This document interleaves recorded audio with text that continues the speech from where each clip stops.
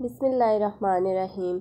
ایک بار حضرت سلمہ رضی اللہ عنہا جو کہ حضور صلی اللہ علیہ وآلہ وسلم کی بیویوں میں سے ایک بیوی ہیں، ان کے پاس کہیں سے کچھ گوشت آیا اور جناب رسول خدا صلی اللہ علیہ وآلہ وسلم کو گوشت بہت اچھا لگتا تھا، اس لیے حضرت سلمہ رضی اللہ عنہا نے خادمہ سے فرمایا کہ یہ گوشت طاق میں رکھ دو، شاید حضرت نوش فرما لیں۔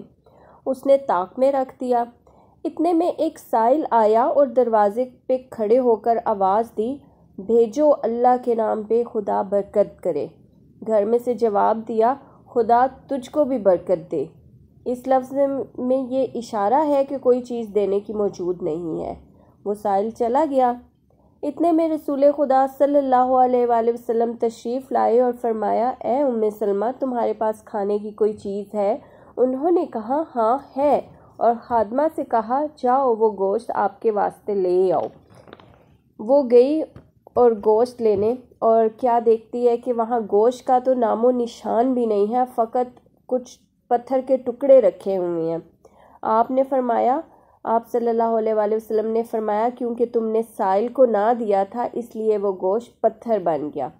غور کیجئے کہ خدا کے نام پر نہ دینے کی یہ نحوست ہوئی کہ اس گوشت کی صورت بگڑ گئی اور وہ گوشت پتھر بن گیا۔ اسی طرح جو شخص سائل سے بہانہ کر کے خود کھاتا ہے وہ پتھر کھا رہا ہے۔